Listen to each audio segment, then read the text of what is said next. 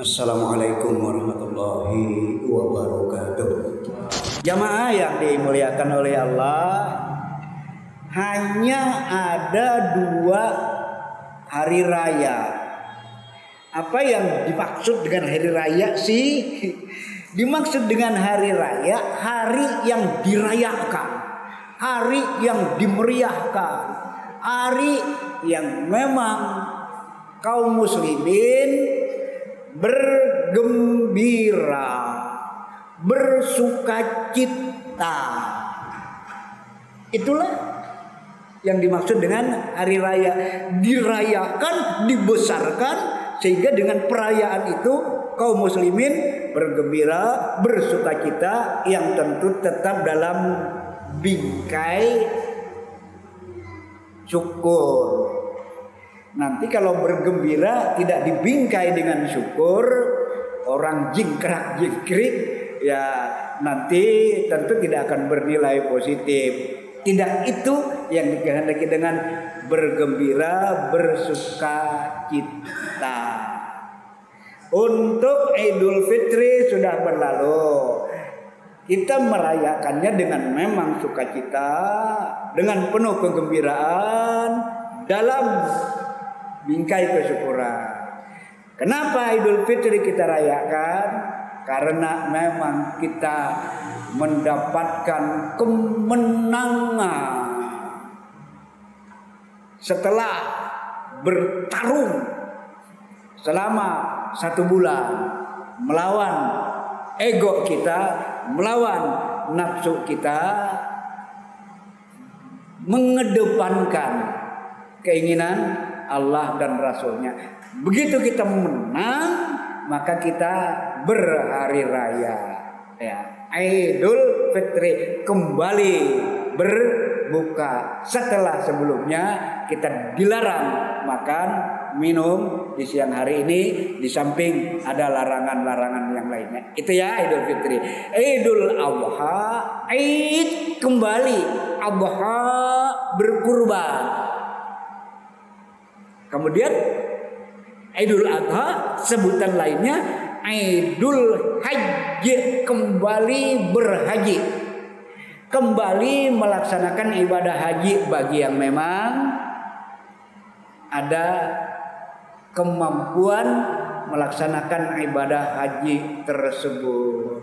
Nah, jadi Idul Adha kita rayakan, kita bergembira, kita sukacita karena yang berkemampuan haji bisa melaksanakan rukun Islam yang kelima.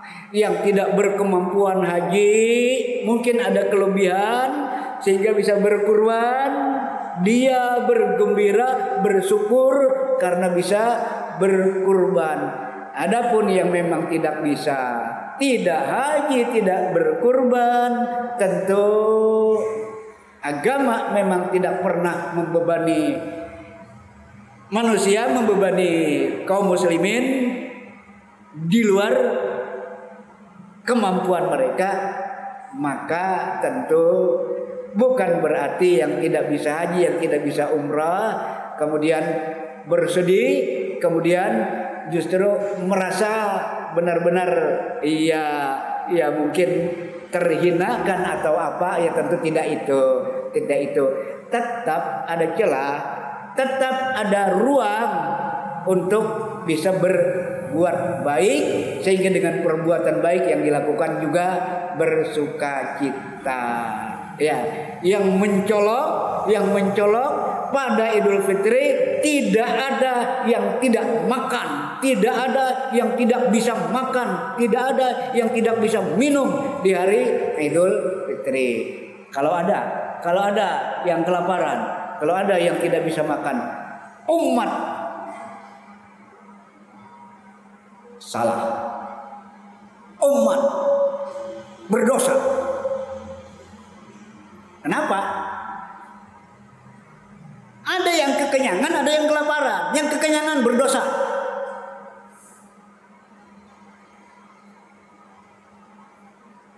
Ada orang yang sulit tidur karena lapar, ada orang yang ngorok karena kekenyangan.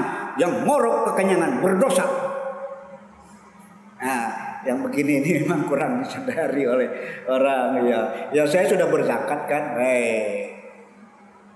masih ada tuntutan. Manakala memang keadaan sangat-sangat khas, sangat spesifik. Itu di Idul Fitri. Sekarang di Idul Adha. Diharapkan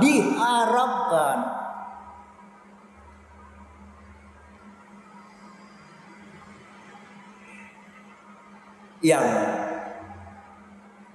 mungkin dalam setahun hanya makan daging 1 kali, 2 kali, 3 kali. Salah satunya di saat Idul Adha. Nah, sehingga juga sukacita, bergembira, bersyukur. Bagi yang bisa berkurban lebih bersyukur lagi. Yang tidak bisa berkurban, dia beribadah tentu dalam bentuk yang lainnya. Yang bisa haji juga bersyukurnya bukan main, luar biasa. Majelis yang dimuliakan oleh Allah. Apa tadi? Hanya ada 2 perayaan, hanya ada 2 hari raya atau hari besar. Nggak usah ditambah lah, nggak usah ditambah. Iya, tapi ada kan Isra Mi'raj. Iya, itu artinya peristiwa terjadinya Isra dan Mi'raj. Kita ingat-ingat, ya kita ambil pelajaran, iya. Tapi tetap berbeda dengan yang namanya perayaan Idul Adha, perayaan Idul Fitri. Nah, majelis yang dimuliakan oleh Allah. Inna a'tainakal kautsar fasholli li rabbika wanhar inna syani'aka wal abtar. Surah Al-Kautsar. Kami, kata Allah, telah memberi kamu, wahai Muhammad.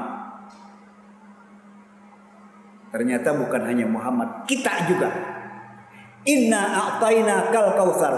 Kami telah memberimu, Najmuddin, memberi apa? Nikmat yang banyak. Banyak atau sedikit? Ini pasti yang merasa saya sedikit mah. Iya. Allah mengatakan inna a'tainakal kautsar. Kami telah memberikanmu nikmat yang banyak.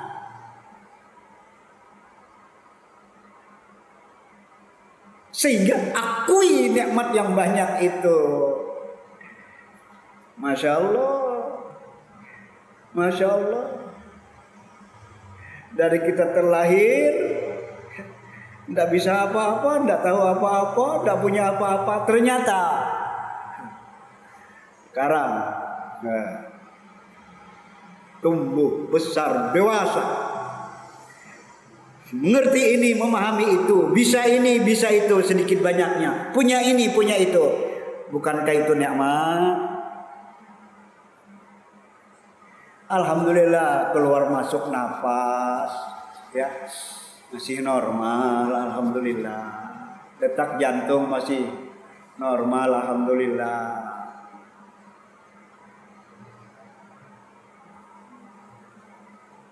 Bisa membayangkan orang yang justru harus menggunakan ya, alat pacu ya untuk memompa jantungnya. Berapa dana yang harus digunakan? Alhamdulillah, kita masih merasakan nikmatnya secangkir air putih. Alhamdulillah, kita masih merasakan nikmatnya kantuk yang memang Allah berikan ke kita.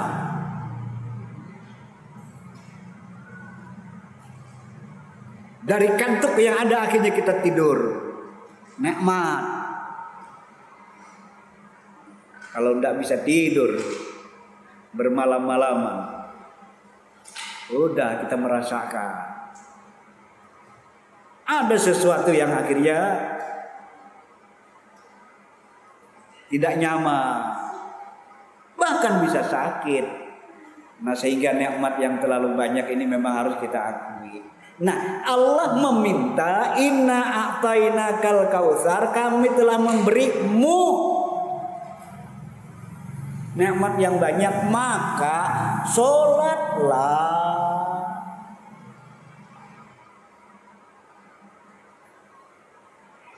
Sudah terjawab enggak ya oleh sebagian kita? Nah, oleh kita kaum muslimin, umat Islam. Kenapa sih mesti salat? Kenapa sih mesti salat? Iya, memang pertanyaan itu juga kurang pas. Kenapa kurang pas? Ya karena memang yang punya hak menata, mengatur Allah. Nah, sehingga yang diinginkan adalah mencoba menggali, mencari hikmah, mencari kebaikan di balik sholat. Itu ya.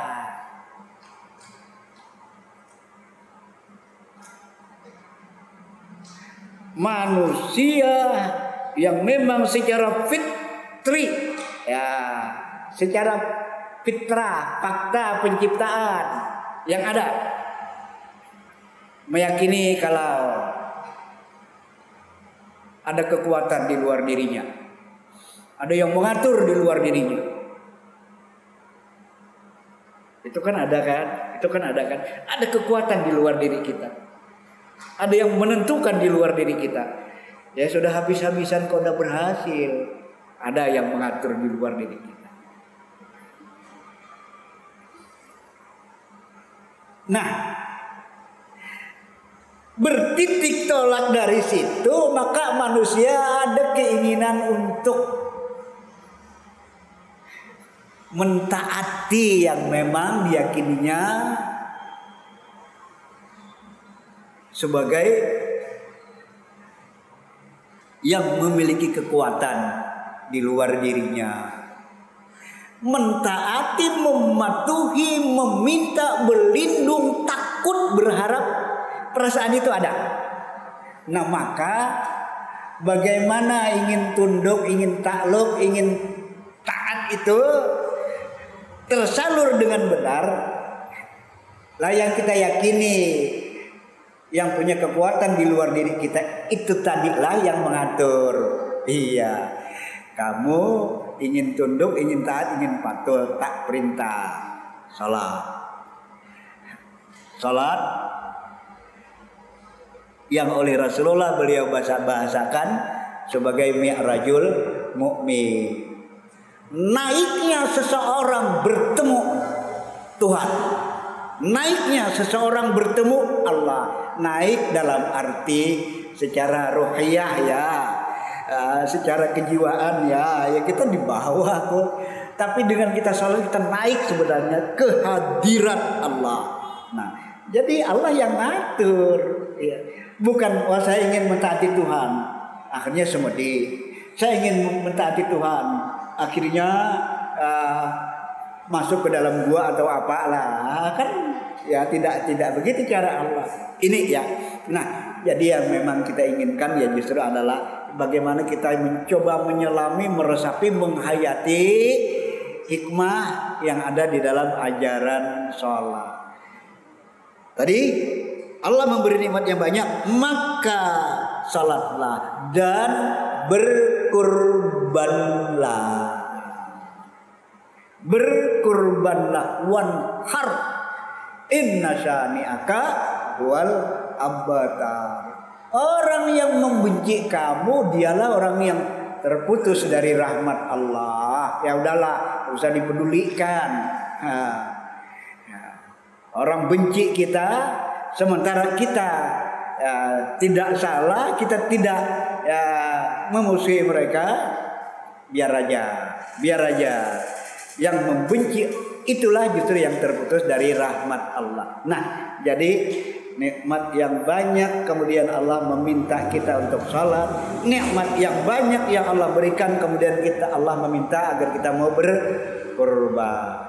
Majelis yang dimuliakan oleh Allah, berkurban, perjuangan dan pengorbanan. Itu kan kata yang sering disandingkan ya. Perjuangan dan pengorbanan, satu keniscayaan. Orang katanya berjuang, dan mau berkorban.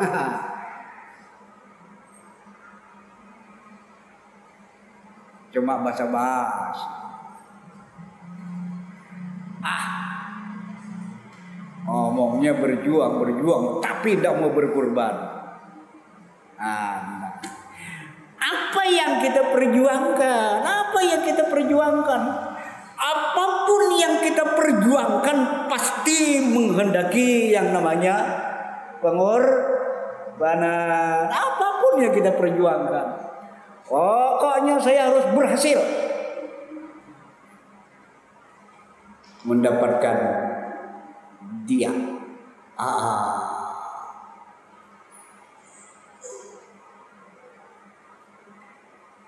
Pasti orang tersebut siap berkorban. Apapun siap dia lakukan.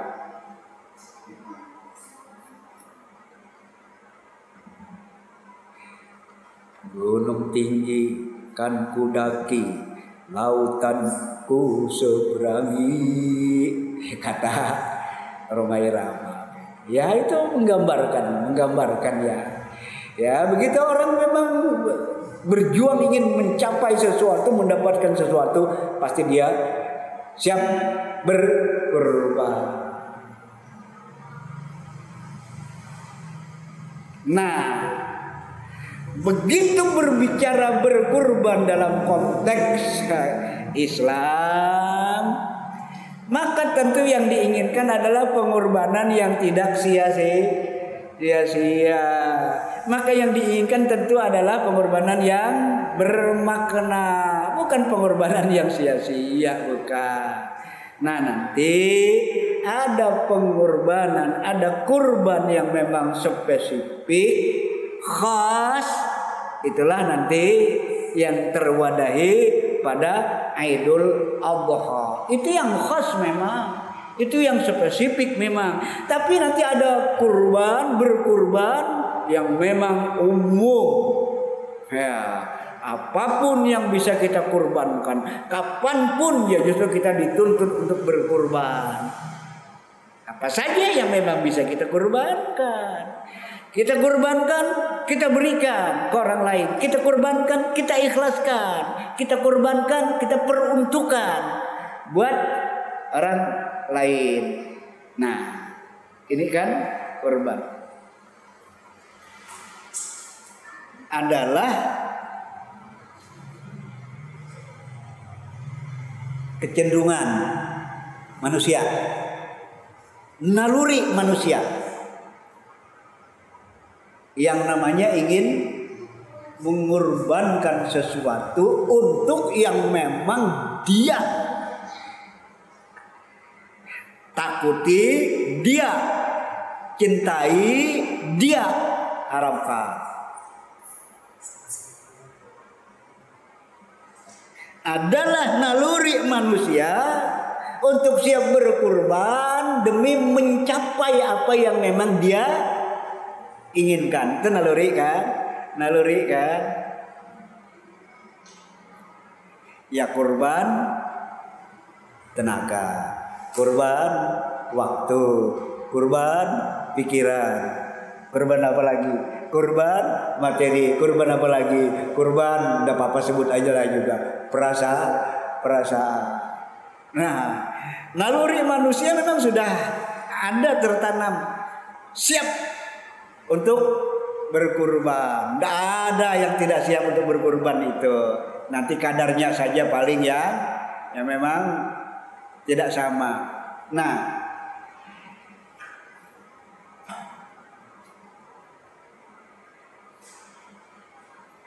sejarah masyarakat Mesir kuno. Ya. Konon ya mereka yang memang waktu itu masih belum muslim ya, masih ya terbanyak masyarakatnya ya memang ya masih kalau bukan animisme ya dinamisme ya.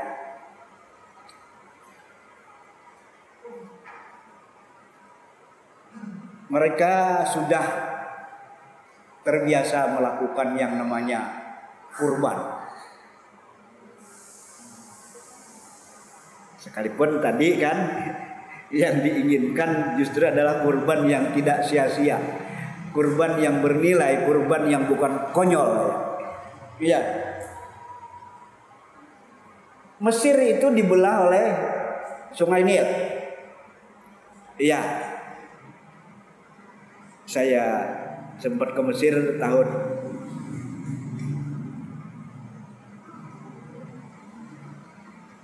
sebentar 81 ya 81 1981. Iya. Nah Sungai Nil ini yang memang ya memberikan ya kebaikan yang luar biasa memang bagi masyarakat Mesir ya. Daerah ya, sekitarannya ya memang amat subur ya. Tapi dalam waktu yang sama dulu, nah sekarang sudah memang relatif ya berbeda ya.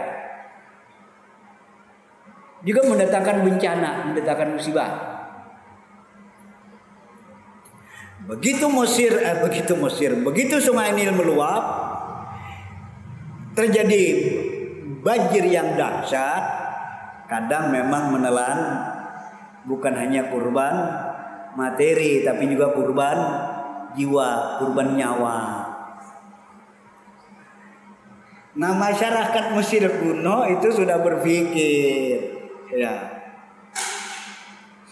bagaimana supaya Sungai Nil ini tidak ngamuk, tidak mendatangkan bencana. Maka saat itu mereka melakukan yang namanya pengorbanan, dan yang dikurbankan justru adalah manusia. Manusia pun juga yang dikurbankan adalah perempuan. Perempuan pun juga yang dikurbankan adalah yang memang dinilai tercantik. Dikurbankan seperti apa? Ya suka atau tidak suka dilempar ke Sungai Nil, akhirnya jadi mayat. Itu yang dilakukan oleh masyarakat Mesir kuno. Ya sehingga orang cantik rupanya ya tidak kemudian senang. Iya. Ada kekhawatiran nanti malah terpilih untuk jadi korban. Itu ya. Itu dilakukan bertahun-tahun. Artinya setiap tahun itu pasti ada upacara yang seperti itu, yang mungkin sekarang diistilahkan kan dengan sesajen. Lah sesajen itu kan juga bentuk pengorbanan kan, tapi salah, konyol kan, ya. Nah, begitu peristiwa yang benar-benar membuat orang akhirnya mengerutkan ya jidatnya, keningnya, ya, karena sangat-sangat memang menyedihkan ya. Perempuan harus dilempar ke Sungai Nil, akhirnya jadi korban. Sampai ke zaman Umar Ibnul Khattab, sampai ke telinga Umar Ibnul Khattab ya berita itu. Iya, Umar Ibnul Khattab berinisiatif Ya, ini kebiasaan orang-orang Mesir yang sebagian masih ada yang mewarisinya, harus dihentikan. Nah, oleh Umar Ibnul Khattab ya ditulislah ya Allah dan Rasulullah Muhammad SAW, Bismillahirrahmanirrahim, dan kemudian Allah dan Rasulullah ditulis itu ya. Kemudian ya tulisan itu dibawa ke Mesir dan iya, tapi nanti ya juga jangan salah kita kemudian menafsirkan dengan tulisan itu dilarung di Sungai Nil, berharap Sungai Nil tidak lagi menelan kurban, maka mulai itulah sudah dihentikan tradisi kebiasaan orang justru mengorbankan anak manusia perempuan yang tercantik ya untuk mencegah bahaya yang bisa merenggut nyawa manusia berupa banjir yang luar biasa. Mulai itu tidak lagi manusia jadi sasaran untuk dikorbankan secara sia-sia. Nah, ini kan Mesir kuno. Ya setiap kelompok masyarakat ya juga kayaknya kita bersepakat lah. Ya pasti adalah melakukan yang namanya pengorbanan. Ya, masyarakat Tengger di Pulau Jawa, iya itu sekarang mungkin sudah tidak dilakukan lagi. Iya, begitu ada tanda-tanda gunung akan meletus, ini berarti dewa ngamuk atau apalah, penjaga gunung akan ngamuk. Maka biar tidak ngamuk, ya disediakan ya sapi-sapi yang memang bagus, yang memang besar, beberapa sapi untuk kemudian dimasukkan ke ke kawah gunung yang dikhawatirkan akan meletus. Yaitu mereka lakukan juga dulu yang mudah-mudahan sekarang sudah tidak ada lagi. Dan di komunitas-komunitas masyarakat yang lainnya, iya, orang melakukan sesajen. Kenapa? Ia ingin berkorban untuk yang memang ditakuti akan mendatangkan bahaya. Berkorban untuk yang memang diharap akan mendatangkan kebaikan. Nah, Islam kemudian datang meluruskan yang semacam ini, membetulkan kekeliruan yang semacam ini. Iya, di dalam surah Al-Maidah,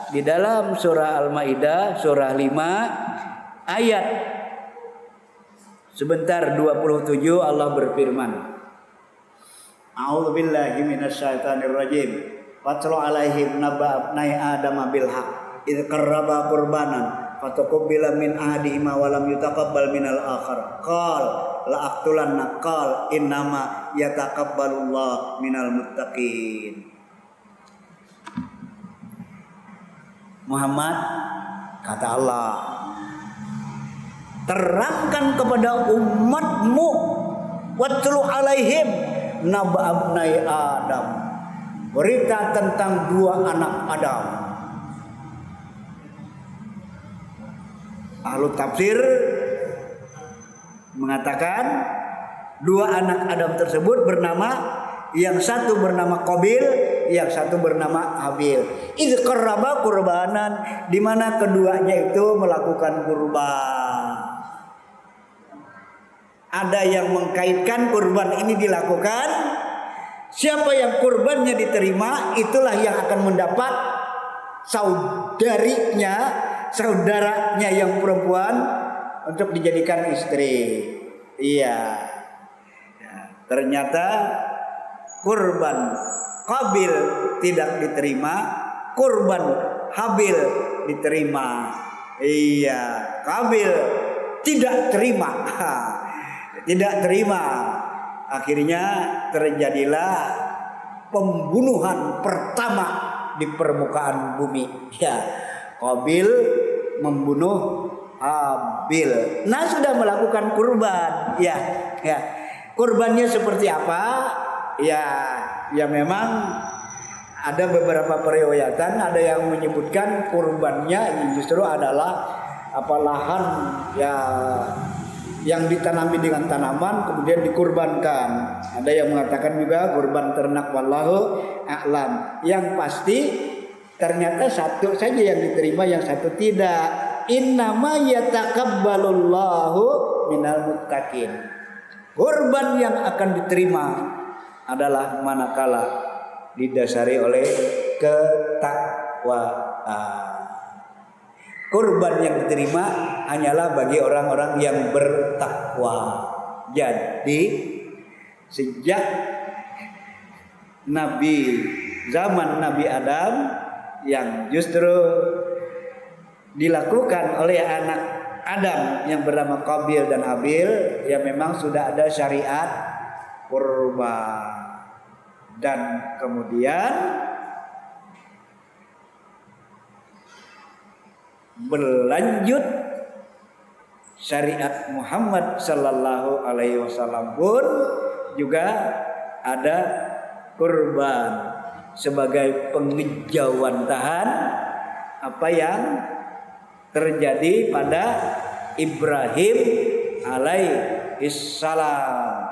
Ibrahim diperintahkan oleh Allah melakukan kurban yang nyaris dipahami sebagai kekonyolan oleh kita. Kenapa konyol? Karena yang dikurbankan, yang diperintahkan dikurbankan justru adalah anak yang bernama Ismail alaihissalam. Ternyata Allah cuman ngetes. Ternyata Allah cuman menguji. Iya. Siap enggak mengorbankan anaknya sendiri kalau memang benar-benar mencintai Allah. Ibrahim ternyata tulus, siap mau mengorbankan anaknya, dan kemudian oleh Allah tidak mungkin ya Allah memerintahkan untuk menyembelih anaknya, tidak mungkin. Digantilah dengan seekor kibas.